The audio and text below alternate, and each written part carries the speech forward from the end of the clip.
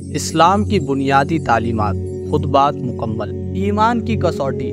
مسلمان بھائیوں، پچھلے جمعے کے خطبے میں نے آپ کو بتایا تھا کہ قرآن کے مطابق انسان کی گمراہی کے 3 سبب ہیں۔ ایک یہ ہے کہ وہ خدا کے قانون کو چھوڑ کر اپنے من کی خواہشوں کا غلام بن جائے۔ دوسرے یہ ہے کہ خدائی قانون کے مقابلے میں اپنے خاندان کے رسم رواج اور باپ دادا کے طور طریقوں کو ترجیح دے۔ تیسرا یہ ہے کہ خدا اور اس کے رسول صلی اللہ علیہ وسلم نے جو طریقہ بتایا ہے اس کو چھوڑ کر انسانوں کی پیروی کرنے لگے، چاہے وہ انسان خود اس کی اپنی قوم کے بڑے لوگ ہوں یا غیر قوموں کے لوگ۔ مسلمان کی اصلی پہچان۔ مسلمان کی اصلی پہچان یہ ہے کہ وہ ان تینوں بیماریوں سے پاک ہو۔ مسلمان کہتے ہی اس کو ہے جو خدا کے سوا کسی کا بندہ اور رسول صلی اللہ علیہ وسلم کے سوا کسی کا پیروی کرنے والا نہ ہو۔ مسلمان وہ ہے جو سچے دل سے اس بات پر یقین رکھتا ہو کہ خدا اور اس کے رسول صلی اللہ علیہ وسلم کی تعلیم سراسر حق ہے، اس کے خلاف جو کچھ ہے وہ باطل ہے، اور انسان کے لیے دین و دنیا کی بھلائی جو کچھ بھی ہے صرف خدا اور اس کے رسول صلی اللہ علیہ وسلم کی تعلیم میں ہے۔ اس بات کا پورا یقین جس شخص کو ہوگا وہ اپنی زندگی کے ہر معاملے میں صرف یہ دیکھے گا اللہ اور اس کے رسول صلی اللہ علیہ وسلم کا کیا حکم ہے، اور جب اسے حکم معلوم ہو جائے گا تو وہ سیدھی طرح سے اس کے آگے سر جھکا دے گا، پھر چاہے اس کا دل کتنا ہی تل ملائے اور خاندان کے لوگ کتنی ہی باتیں بنائے اور دنیا والے کتنی ہی مخالفت کریں، وہ ان میں سے کسی کی پرواہ نہ کرے گا، کیونکہ ہر ایک کے لیے اس کا صاف جواب یہی ہوگا کہ میں خدا کا بندہ ہوں، تمہارا بندہ نہیں ہوں، اور میں رسول صلی اللہ علیہ وسلم پر ایمان لایا ہوں، تم پر ایمان نہیں لایا ہوں۔ نفاق، منافقت کی علامتیں۔ پہلا، نفس کی بندگی۔ اس کے برخلاف اگر کوئی شخص یہ کہتا ہے کہ خدا اور رسول صلی اللہ علیہ وسلم کا حکم یہ ہے تو ہوا کرے، میرا دل تو اس کو نہیں مانتا، مجھے تو اس میں نقصان نظر آتا ہے، اس لیے میں خدا اور رسول صلی اللہ علیہ وسلم کی بات کو چھوڑ کر اپنی رائے پر چلوں گا، تو ایسے شخص کا دل ایمان سے خالی ہوگا، وہ مومن نہیں بلکہ منافق ہے، کہ زبان سے تو کہتا ہے کہ میں خدا کا بندہ اور رسول کا پیرو ہوں، مگر حقیقت میں اپنے نفس کا بندہ اور اپنی رائے کا پیرو بنا ہوا ہے۔ دوسرا، رسم و رواج کی پابندی۔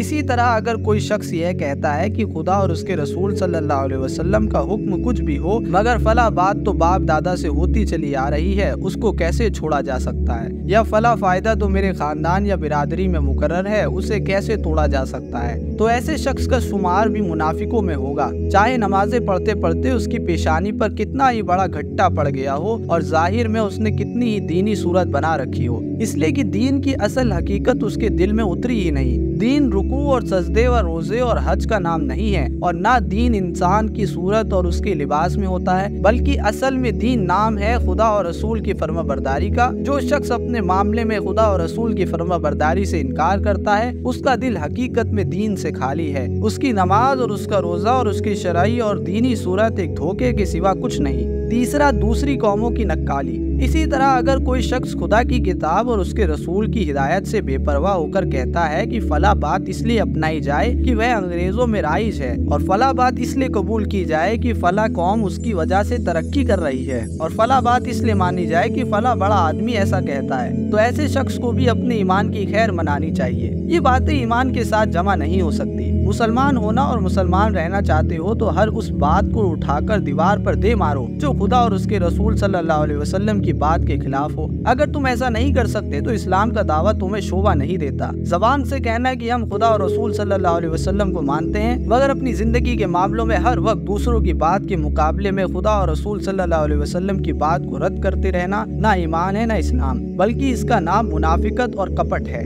قرآن میں اللہ تعالیٰ نے صاف صاف لفظوں میں فرما دیا ہے، ہم نے صاف صاف حقیقت بتانے والی آیتیں اتار دی ہیں، آگے سیدھے راستے کی طرف ہدایت اللہ ہی جسے چاہتا ہے دیتا ہے۔ یہ لوگ کہتے ہیں کہ ہم ایمان لائے اللہ اور رسول پر اور ہم نے فرما برداری قبول کی، مگر اس کے بعد ان میں سے ایک گروہ فرما برداری سے منہ موڑ جاتا ہے۔ ایسے لوگ ہرگز ایمان والے نہیں ہیں۔ جب ان کو بلایا جاتا ہے اللہ اور رسول کی طرف تاکہ رسول ان کے آپس کے مقدمے کا فیصلہ کرے، تو ان میں سے ایک گروہ کترا جاتا ہے۔ البتہ اگر حق ان کی طرفداری میں ہو تو رسول کے پاس بڑے فرما بردار بن کر آ جاتے ہیں۔ کیا ان کے دلوں کو منافقت کا روگ لگا ہوا ہے، یا یہ شک میں پڑے ہوئے ہیں، یا ان کو یہ ڈر ہے کہ اللہ اور اس کا رسول ان پر ظلم کرے گا؟ اصل بات یہ ہے کہ ظالم تو یہ لوگ خود ہیں۔ ایمان لانے والوں کا کام تو یہ ہے کہ جب وہ اللہ اور رسول کی طرف بلائے جائیں تاکہ رسول ان کے مقدمے کا فیصلہ کرے تو وہ کہیں کہ ہم نے سنا اور مان لیا۔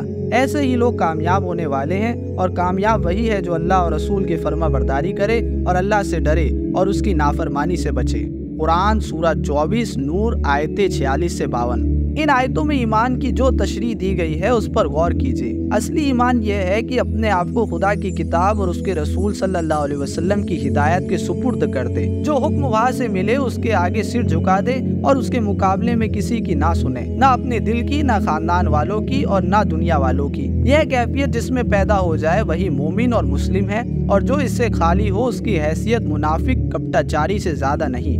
अल्लाह की इताअत की कुछ मिसालें। पहला, शराब का छोड़ना। आपने सुना होगा कि अरब में शराब पीने का कितना जोर था। औरत और मर्द, जवान और बूढ़े शराब के रसिया थे। उनको असल में शराब से इश्क था। इसकी तारीफों के गीत गाते थे और इस पर जान देते थे। यह भी आपको मालूम होगा कि शराब की लत लग जाने के बाद इसका छूटना कितना मुश्किल होता है। आदमी जान देना कबूल कर लेता है मगर शराब छोड़ना कबूल नहीं कर सकता। अगर शराबी को शराब ना मिले तो उसकी हालत बीमार से बदतर हो जाती है। लेकिन आपने कभी सुना है कि जब कुरान पाक में शराब हराम होने का हुक्म आया तो क्या हुआ? वही अरब जो शराब पर जान देते थे, इस हुक्म के सुनते ही उन्होंने अपने हाथ से शराब के मटके तोड़ डाले। मदीना की गलियों में शराब इस तरह बह रही थी कि जैसे बारिश का पानी बहता है। एक जगह कुछ लोग बैठे शराब पी रहे थे। जिस वक्त उन्होंने अल्लाह के रसूल सल्लल्लाहु अलैहि वसल्लम की तरफ से ऐलान करने वाले की आवाज सुनी कि शराब हराम कर दी गई, तो जिस शख्स का हाथ जहाँ था वहीं का वहीं रुक गया। जिसके मुंह से प्याला लगा हुआ था उसने फौरन उसको हटा लिया और फिर एक बूंद हलक में न जाने थी। यह है ईमान की शान। इसको कहते हैं खुदा और रसूल की इताअत। दूसरा, जुर्म का इकरार।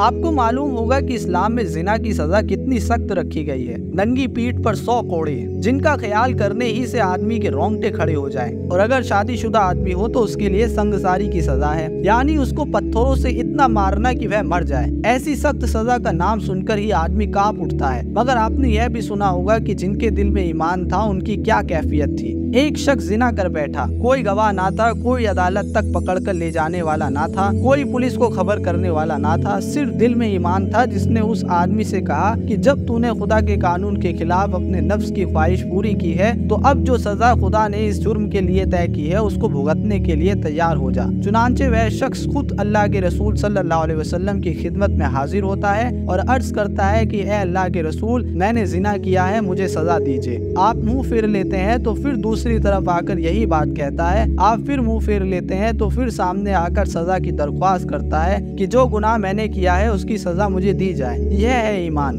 जिसके दिल में ईमान मौजूद है उसके लिए नंगी पीठ पर 100 कोड़े खाना बल्कि संसार तक कर दिया जाना आसान है, मगर नाफरमान बनकर खुदा के सामने हाजिर होना मुश्किल। तीसरा, ताल्लुक खत्म कर देना। आपको यह भी मालूम है कि इंसान के लिए दुनिया में अपने रिश्तेदारों से बढ़कर कोई प्यारा नहीं होता। खासकर बाप, भाई, बेटे तो इतने प्यारे होते हैं कि उन पर सब कुछ कुर्बान कर देना आदमी गवारा कर लेता है। मगर आप जरा बद्र और उहद की लड़ाइयों पर गौर कीजिए कि इनमें कौन किसके खिलाफ लड़ने गया था। बाप मुसलमानों की फौज में है तो बेटा काफिरों की फौज में, या बेटा इस तरफ है तो बाप उस तरफ। एक भाई इधर तो दूसरा भाई उधर। करीब से करीब रिश्तेदार एक दूसरे के मुकाबले में आए हैं और इस तरह लड़े हैं कि मानो ये एक दूसरे को पहचानते ही नहीं। और यह जोश इनमें कुछ रुपये, पैसे या जमीन के लिए नहीं भड़का था, न कोई जाती दुश्मनी थी, बल्कि सिर्फ इस वजह से वे अपने खून और अपने गोश्त पोस्ट के खिलाफ लड़ गए कि वे खुदा और उसके रसूल सल्लल्लाहु अलैहि वसल्लम पर बाप, बेटे, भाई और सारे खानदान को कुर्बान कर देने की ताकत रखते थे। चौथा, पुराने रस्म रिवाज से तौबा। आपको यह भी मालूम है कि अरब में जितने पुराने रस्म रिवाज थे इस्लाम ने करीब करीब उन सभी को तोड़ डाला था। सबसे बड़ी चीज बुत परस्ती थी, जिसका रिवाज सैकड़ों सालों से चला आ रहा था। इस्लाम ने कहा कि इन बुतों को छोड़ दो। शराब, जिना, जुआ, चोरी और डाका अरब में मामूली बात थी। इस्लाम ने कहा कि इन सब को छोड़ दो। औरतें अरब में खुली फिरती थी। इस्लाम ने हुक्म दिया कि पर्दा करो। औरतों को विरासत में कोई हिस्सा न दिया जाता। इस्लाम ने कहा कि इनका भी विरासत में हिस्सा है। लय पालक को वही हैसियत दी जाती थी जो सगी औलाद की होती है। इस्लाम ने कहा कि वह सगी औलाद की तरह नहीं है, बल्कि लय पालक अगर अपनी बीवी को छोड़ दे तो उस औरत से निकाह किया जा सकता है। मतलब कि कौन सी पुरानी रस्म ऐसी थी जिसको तोड़ने का हुक्म इस्लाम ने ना दिया हो। मगर आपको मालूम है कि जो लोग खुदा और रसूल सल्लल्लाहु अलैहि वसल्लम पर ईमान लाए थे उनका क्या तरीका था। सदियों से जिन बुतों को वे और उनके बाप दादा सजदा करते और नजरें चढ़ाया करते थे, उनको इन ईमान वालों ने अपने हाथों से तोड़ा। सैकड़ों साल से जो जो खानदानी रस्में चली आ रही थी उन सब को उन्होंने मिटा कर रख दिया। जिन चीजों को वे पाक समझते थे खुदा का हुक्म पाकर उन्हें पांव तले रौंद डाला। जिन चीजों को वे नाजायज समझते थे खुदा का हुक्म आते ही उनको जायज समझने लगे। जो चीजें सदियों से पाक समझी जाती थी वे एकदम नापाक हो गई और जो सदियों से नापाक ख्याल की जाती थी वे एकाएक पाक हो गई। कुफ्र के जिन तरीकों में लज्जत और फायदे के समान थे खुदा का हुक्म पाते ही उनको छोड़ दिया गया और इस्लाम के जिन हुक्मों की पाबंदी इंसान को बुरी लगती है उन सब को खुशी खुशी कबूल कर लिया गया। इसका नाम है ईमान और इसको कहते हैं इस्लाम। अगर अरब के लोग उस वक्त कहते कि फला बात को हम इसलिए नहीं मानते कि हमारा इसमें नुकसान है और फला बात को हम इसलिए नहीं छोड़ते कि इसमें हमारा फायदा है और फला काम को तो हम जरूर करेंगे क्योंकि बाप दादा से यही होता चला आया है और फला बातें रूमियों की हमें पसंद है और फला ईरानियों की हमें अच्छी लगती है। यानी अगर अरब के लोग इसी तरह इस्लाम की एक एक बात को रद्द कर देते तो आप समझ सकते हैं कि आज दुनिया में कोई मुसलमान ना होता। खुदा की खुशनुदी का रास्ता। भाइयों, कुरान में आया है तुम नेकी को नहीं पहुंच सकते जब तक कि अपनी वे चीजें खुदा की राह में खर्च ना करो जो तुम्हें प्यारी है।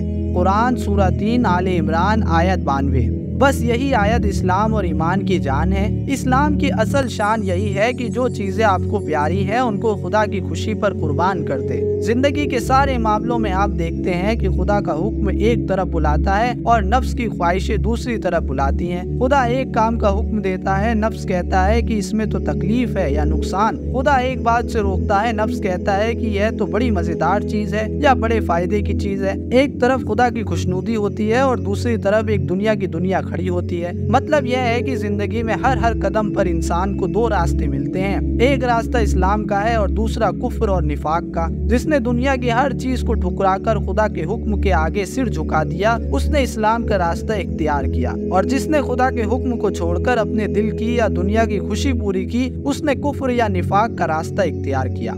आज का मुसलमान, आज लोगों का हाल यह है कि इस्लाम की जो बात आसान है उसे तो बड़ी खुशी के साथ कबूल करते हैं, मगर जहाँ कुफ्र और इस्लाम का असली मुकाबला होता है वहीं से रुख बदल देते हैं। इस्लाम के बड़े बड़े दावेदारों में भी यह कमजोरी मौजूद है। वे इस्लाम इस्लाम बहुत पुकारेंगे, इसकी तारीफ करते करते उनकी जबान सूख जाएगी, इसके लिए कुछ दिखावे के काम भी कर देंगे, मगर उनसे कहिए कि यह इस्लाम जिसकी आप इतनी तारीफ कर रहे हैं, आइए जरा इसके कानून को हम आप खुद अपने ऊपर लागू करें, तो वे फौरन कहेंगे कि इसमें फला मुश्किल है और फला दिक्कत है और इस वक्त तो इसको बस रहने ही दीजिए। मतलब यह है कि इस्लाम एक खूबसूरत खिलौना है, इसको बस ताक पर रखिए और दूर से बैठकर इसकी तारीफें किए जाइए, मगर इसे खुद अपनी जात पर और अपने घर वालों और रिश्तेदारों पर और अपने कारोबार और मामलों पर एक कानून की हैसियत से लागू करने का नाम तक ना लीजिए। यह हमारे आजकल के दीनदारों का हाल है। अब दुनियादारों का तो जिक्र ही बेकार है। इसी का नतीजा है कि ना अब नमाजों में वह असर है जो कभी था, ना रोजों में है, ना कुरान पढ़ने में और ना शरीयत की जाहिरी पाबंदियों में। इसलिए कि जब रूह ही मौजूद नहीं तो अकेला बेजान जिस्म क्या करामत दिखाएगा।